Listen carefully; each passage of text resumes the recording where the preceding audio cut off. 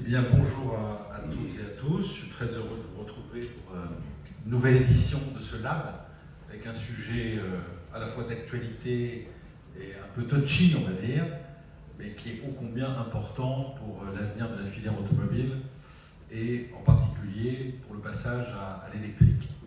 Alors, si j'étais provocateur, je vous dirais que si on regarde des études, cher Flavien Levy, sur une longue période, une 2 chevaux dans les années 1960, ça coûtait à peu près le double de ce que coûte aujourd'hui une voiture premier prix en nombre d'heures de SMIC ou de travail. Donc à l'époque, les voitures, ça pesait beaucoup dans le budget des ménages. Et pourtant, ce qui a fait le succès de l'automobile, c'est justement qu'elle a su se rendre accessible. Le fabuleux succès de l'automobile au XXe siècle, finalement, c'est l'alliance de la liberté de mouvement, cette fantastique liberté qu'apporte encore, que continuera à apporter l'automobile, le concentré de technologie et la passion, et l'accessibilité. Si l'automobile avait été d'emblée un produit de luxe, inaccessible, jamais l'industrie automobile n'aurait été ce qu'elle est devenue au niveau mondial.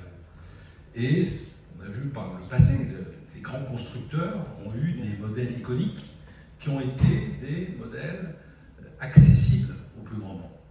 Donc on a un sujet qui est absolument capital pour l'avenir de notre filière. Et le passage à l'électrique, qui je rappelle n'est plus une option, regardez les chiffres du mois dernier quand vous apercevez que les véhicules électrifiés avoisinent les 30% du marché le mois dernier.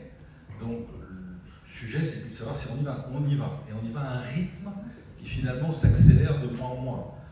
Les prévisions qui sont les nôtres, les projections que nous faisons, sont toujours dépassées par les faits. Nous avions prévu de multiplier par 5 le nombre de véhicules électriques en 5 ans sur le dernier contrat de filière. On a largement dépassé ce volume. Nous avions prévu de multiplier par 4 d'ici 2028-29 le nombre de véhicules vendus, donc passer de 200 000 à 800 000 véhicules électriques. Et les dernières projections sont plutôt autour de 2027. Donc on a une accélération de ce passage. Et face à ça, vous vous souvenez, régulièrement nous évoquons les 3 écueils du passage à l'électrique. Il y a bien sûr la question de la liberté de mouvement des bornes de recharge. Les bornes de recharge, il y a encore un travail considérable à faire, mais il y a eu des progrès, on ne peut que le constater. On voit aujourd'hui à quoi 100, 110 000. Je parle des bornes publiques, bien sûr, on a encore des sujets sur les bornes rapides. Voilà, on y travaille, ce sera dans le prochain contrat de filière. C'est bien sûr absolument essentiel. Et la question, évidemment, la question de se poser au départ les consommateurs, c'est de savoir si on aurait des voitures. Les voitures, ne vous inquiétez pas, les constructeurs, la filière, les équipementiers, les sous-traitants, ils font leur travail. Et les voitures, chez Thierry Koskas, elles sont dans les catalogues aujourd'hui, elles y seront demain, vous aurez toute la palette de véhicules. Donc, le vrai sujet qui reste aujourd'hui, c'est de savoir, pour réussir cette transformation, est-ce qu'on va être capable de rendre ces véhicules accessibles au plus grand nombre. Et donc de revenir finalement à l'essence de l'histoire de l'automobile, d'en faire un bien d'exception, un bien concentré de technologie absolument unique à un prix accessible. Et pour ça, je terminerai par là, nous le savons, on a une courbe d'expérience, on a une phase d'apprentissage qui passe, compte tenu de l'écart de prix de 50% entre un moteur thermique et une voiture électrique, on a une période où on a besoin de compenser par des incentives. Voilà. Et on le sait depuis le début, on l'a dit au gouvernement depuis toujours, qui nous a accompagnés sur ce sujet depuis le début. Simplement, nous pensons que pour réussir cette phase transitoire, avant que les gains de productivité, la production de masse fassent le travail et permettent de baisser le coût, il y a déjà des progrès considérables qui ont été faits sur les batteries, etc. Et bien pour cela, on a besoin de dispositifs qui soient à un niveau élevé, qui soient visibles dans le temps, c'est-à-dire qu'on ne change pas la règle tous les 8 jours. C'est un énorme sujet pour nous. C'est pas la faute de Lauriane Chenin, mais je le dis au gouvernement régulièrement. Nous avons besoin de dispositifs qui soient pérennes et qui soient lisibles. Voilà.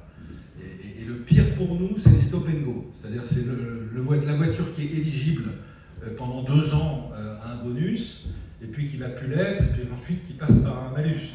Mais ce qui se passe sur les hybrides rechargeables est surréaliste. Nous avions obtenu, il y a 2 ans, 3 ans, du président de la République lui-même, qu'on ait un bonus sur les hybrides rechargeables, parce qu'on pensait que c'était très important pour la période de transition, que c'était une réponse adaptée à la période transitoire. Et puis on s'aperçoit que non seulement on a supprimé progressivement ce bonus, mais il va passer en malus à partir de l'année prochaine. Il est même évoqué des malus surréalistes sur les véhicules électriques lourds. Ce n'est pas encore le cas aujourd'hui, mais c'est un débat. On a entendu certains ministres prononcer sur le sujet. Voilà. Donc on a vraiment besoin, sur cette question, pour que l'automobile reste un produit accessible, on a besoin de dispositifs d'accompagnement qui soient pérennes, qui soient lisibles et qui soient dans le temps pour permettre à ce marché de décoller littéralement. Voilà, donc c'est pour cela que nous avons souhaité nous réunir ce matin pour évoquer ce sujet. L'automobile doit rester un produit accessible. Merci. Merci Luc.